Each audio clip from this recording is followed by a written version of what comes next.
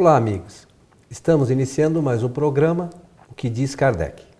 Hoje conosco, mais uma vez, nosso companheiro Milton Felipelli. Como está, Milton? Estou bem, estou pronto aqui para o nosso trabalho. O que diz Kardec sobre... Hoje... Nosso abraço fraterno a todos.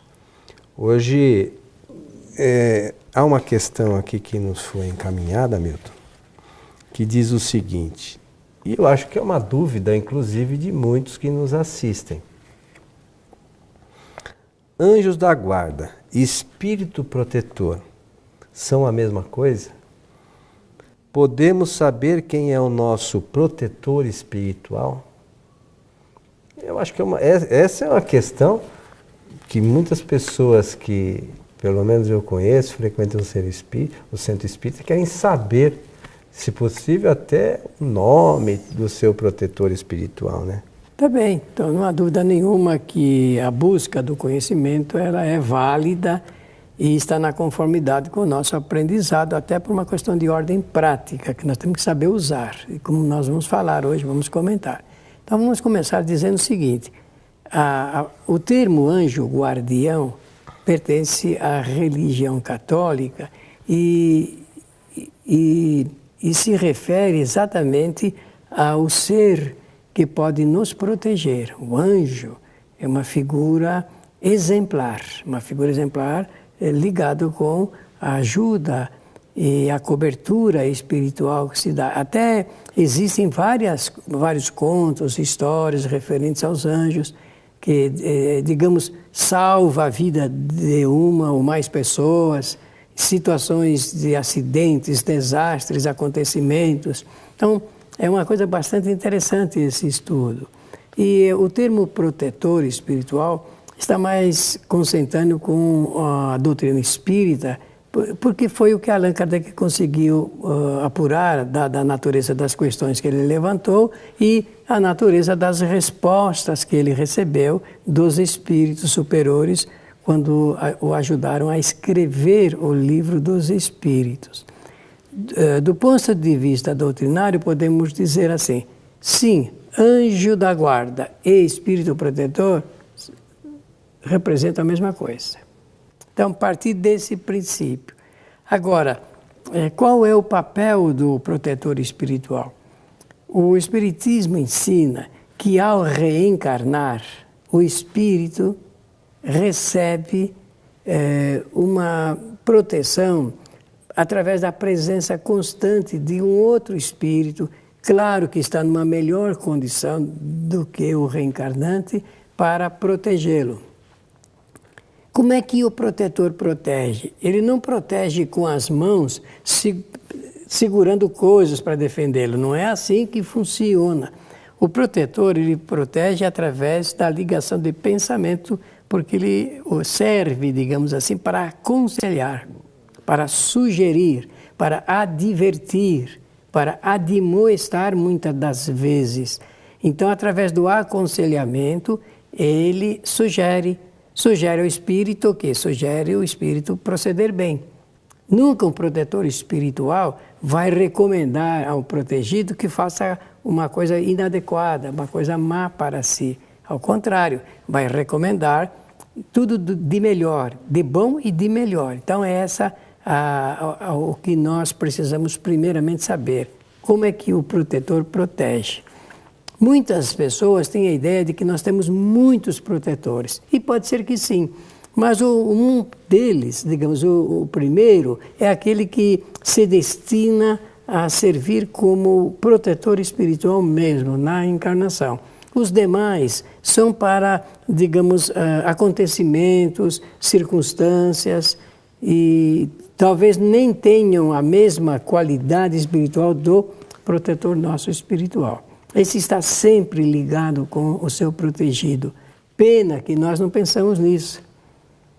Nós desligamos a nossa antena dessa ligação com o nosso protetor espiritual.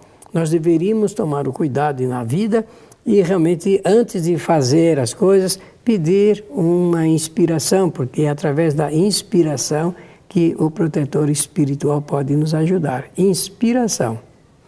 Ô Milton, então, dentro do que você está falando, pode acontecer desse espírito protetor se afastar de nós definitivamente por nós não ouvirmos as suas intuições, os seus conselhos?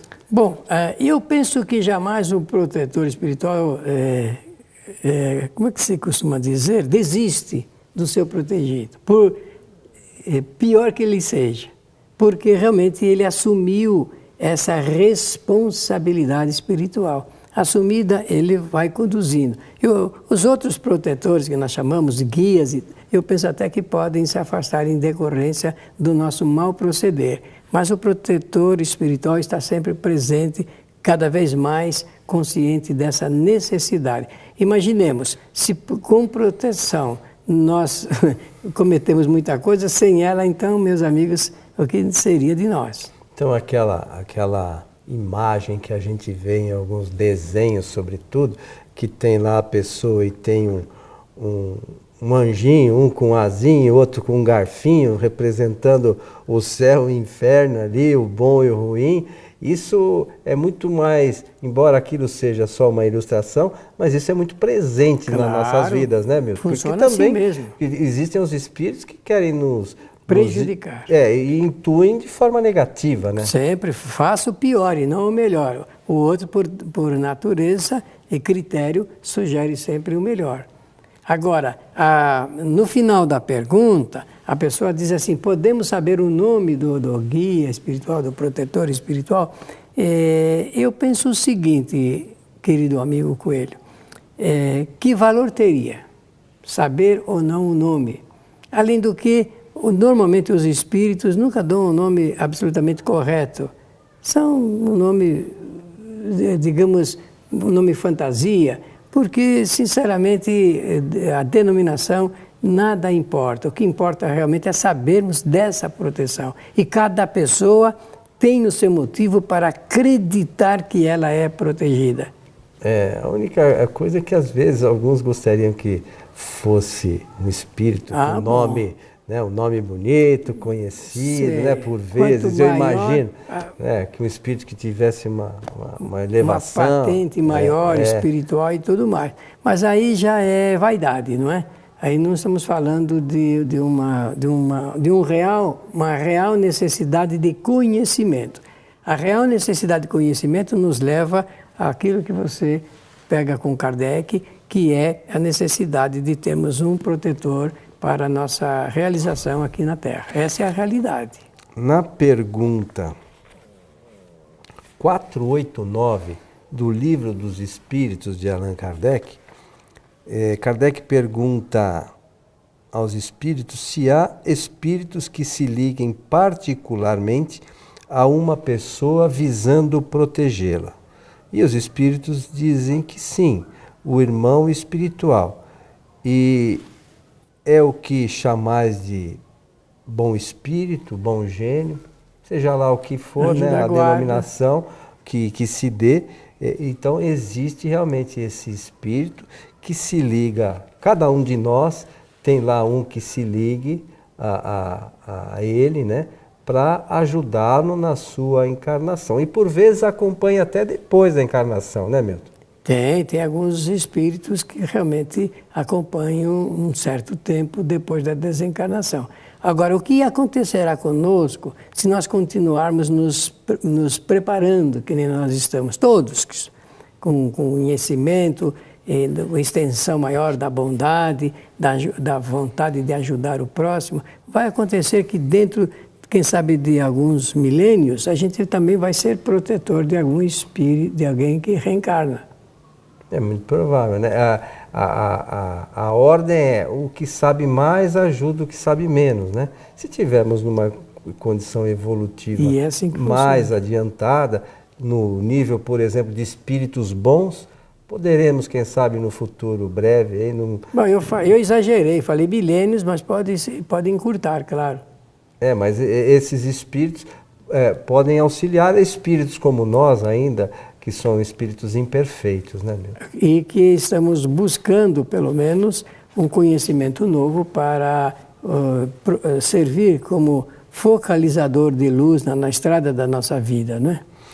Tem uma outra questão aqui, que é a 493 do Livro dos Espíritos, que Kardec pergunta: a missão do espírito protetor é voluntária ou obrigatória? Interessante, né?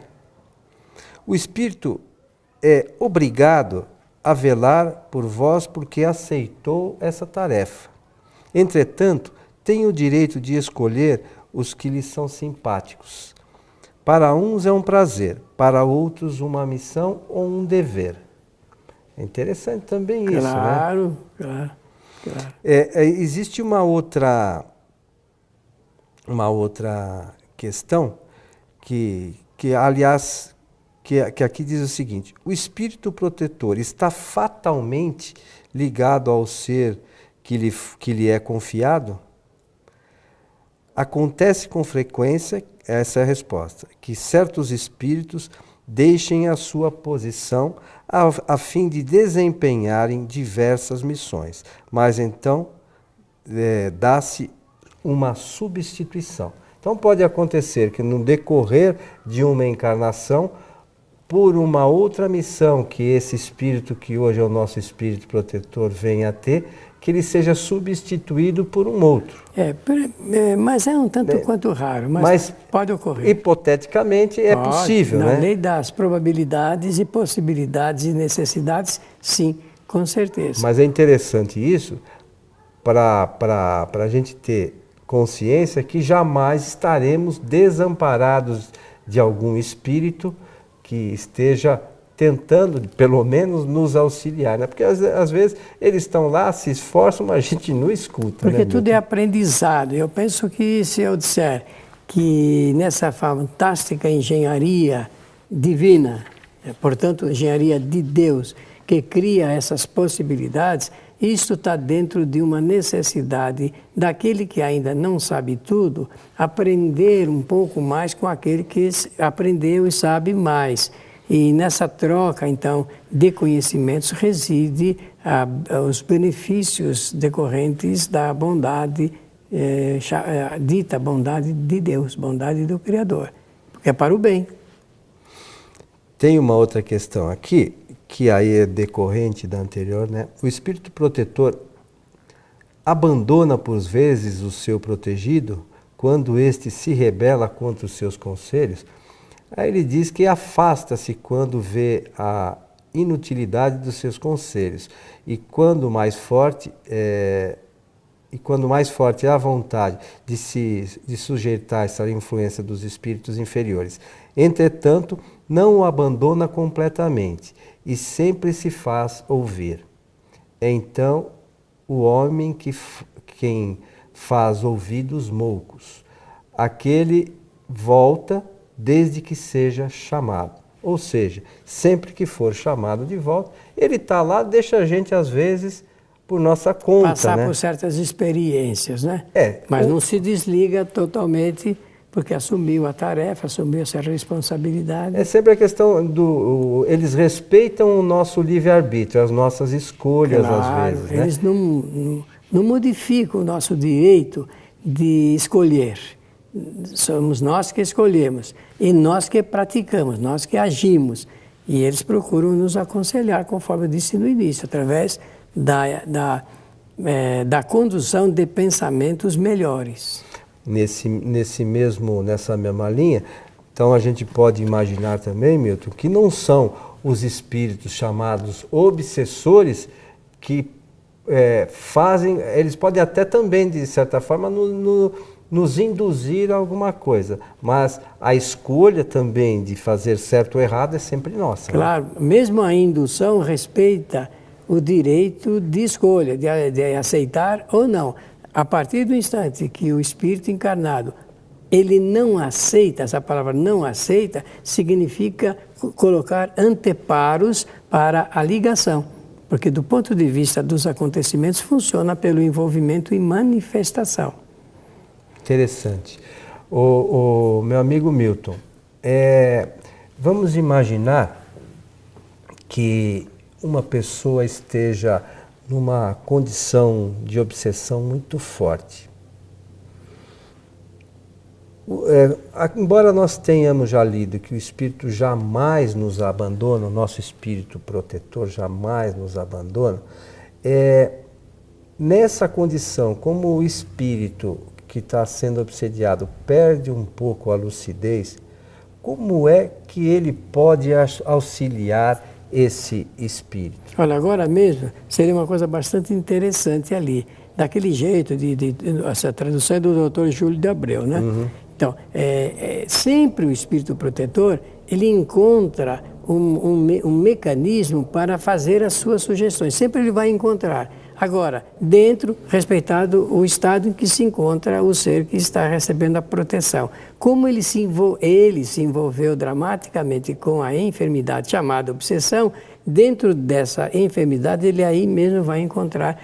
Porque a obsessão, diferentemente do que as pessoas imaginam, ela é um bem para acordar o indivíduo, fazer ele recobrar e voltar para o caminho certo, aprender a coisa certa e tudo mais. Naquele momento é que existe essa ideia de que é um grande mal, mas ele é um grande bem. E é por intermédio desse caminho que o Espírito protetor pode ajudar o ser, seu protegido, a entender o que está acontecendo. E você fala que é um grande bem porque é a forma de despertar aquele espírito para uma outra realidade. E dissolver coisas do passado, né? Às vezes diferenças com esse espírito que hoje é o responsável pela obsessão desse obsediado. Que na verdade ele está devolvendo algo que realmente ele recebeu anteriormente. No fundo, essa permuta ela é a que está em vigência. É bastante interessante o estudo da doutrina, os esclarecimentos que a doutrina espírita faz nesse sentido, para que a gente pudesse pensar. Ninguém vai querer ficar obsediado, né, meu?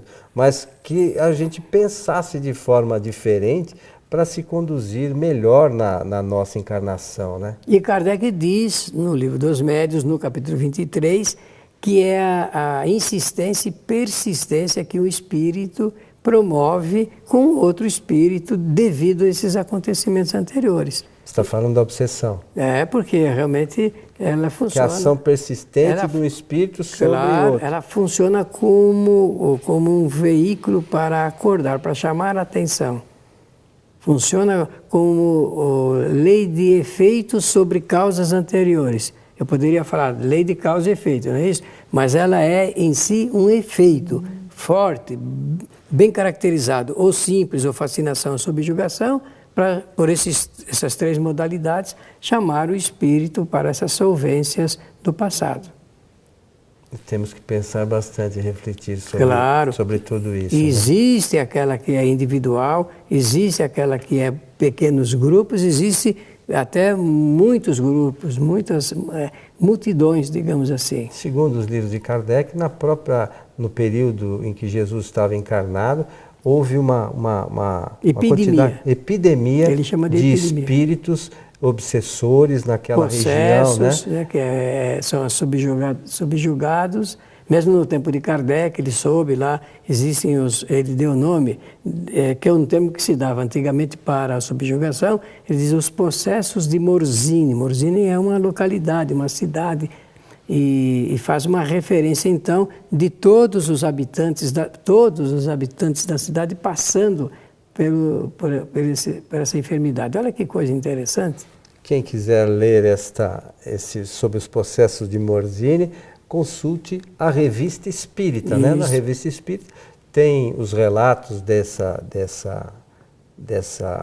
desse ocorrido, né? Isso mesmo. Lá naquele período e outros diversos, né, do mesmo gênero, né? Isso mesmo. A Kardec fez um extrato, sabe, que aqui no Brasil foi publicado pela editora O Clarim, da cidade de Matão, e deu o nome de A Obsessão. São estudos de Kardec, é um livro publicado sob esse nome que é extraído do que contém a Revista Espírita. Porque às vezes a pessoa tem dificuldade de ler dentro da coleção, então pode obter esse livro para ter uma ideia do que é uma obsessão coletiva e de realmente coisas bastante interessantes, coisas que vale a pena a gente tomar conhecimento e que pode acontecer quando um grande grupo entra em estado de fascinação. Interessante, E né? subjugação. Então o Clarim fez esse... Foi Kardec que publicou Foi esse... Kardec que publicou no tempo dele e foi traduzido, eu tenho a impressão que foi traduzido pelo Wallace Leal Valentim Rodrigues e publicado pela revista O Clarim, pela editora O Clarim. Chama-se então Obsessão. Obsessão. Interessante para aqueles que gostam de estudar um pouquinho essa questão, Muito né? bom, muito bom. É um material precioso. A Revista Espírita, é tudo da Revista Espírita, né? Está tudo extraído lá. Da Revista Espírita. Meu amigo Milton, estamos chegando ao final de mais um programa, O que diz Kardec. Aí o que ele diz é que nós devemos estudar e pela atenção agradecer e dar o braço fraterno a todos os nossos amigos e espectadores. Então, mas o Kardec diz que nós devemos estudar. Estudar. E que possamos estudar, e nós aqui esperamos você em nosso próximo programa. Até lá.